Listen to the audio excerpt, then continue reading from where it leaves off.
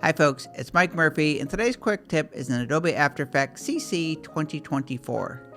If you love the stop motion and hand-drawn look, well, in this tutorial, I'm going to show you how to create a crumpled paper background animation. For the most authentic hand-drawn look, take your own piece of paper and simply crumple it up a little bit, then uncrumple it, and you're going to scan it or take a photo and airdrop it to your computer. If you do have a scanner, here are the settings that I use. 600 dpi, and I save it as a JPEG. Open Adobe After Effects, then create a new composition. I'm just going to use 1920 by 1080 pixels, 24 frames per second, 5 seconds in duration. I'll double click on an empty space in the project panel. That's going to open up a Finder window. I'll navigate to my desktop and select the paper scan. Down here, I'm just going to make sure that these two boxes are unchecked. I'll just click open. I'll select the crumpled paper JPEG. I'm just going to drag it right onto the composition.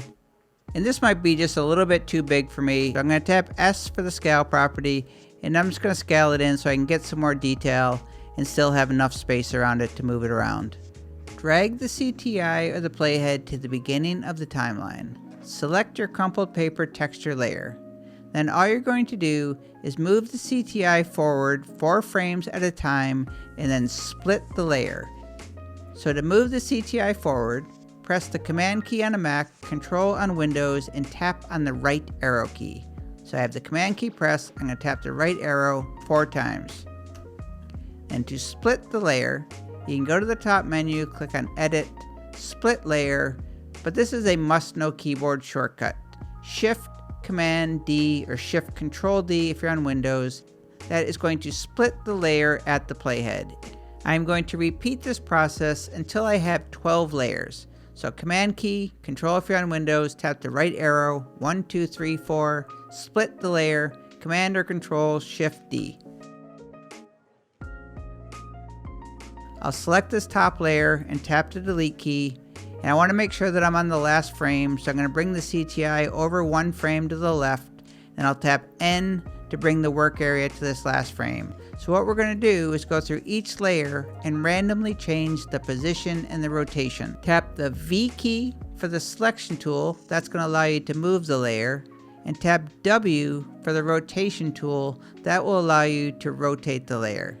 And the one thing we want to be aware of, you do not want to expose any of the background. If you do, just tap V and just cover that area, or you can tap S if you need to scale in or scale out. I have my selection tool, keyboard shortcut V. I'm going to move. I'll tap W for rotation and rotate.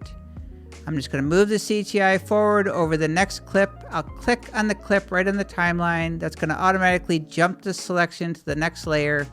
V for the selection tool, randomly move.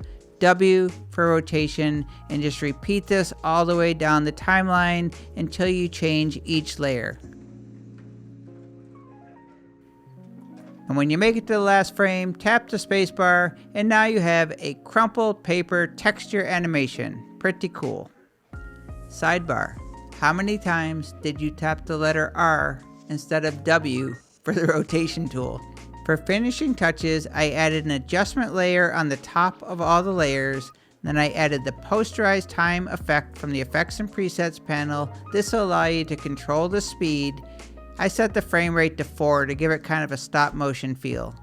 I then added the CC vignette effect just to darken the edges.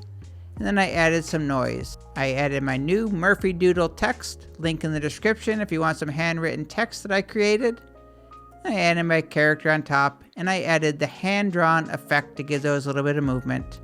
Of course, you could just export the paper texture background to use in other projects, and if you wanted to extend the duration of it in this composition, you would just select the layers, then pre-compose them, and in the pre-comp, you would enable time remapping, and then you would just add the loop out expression, and that would endlessly loop the animation forever and ever.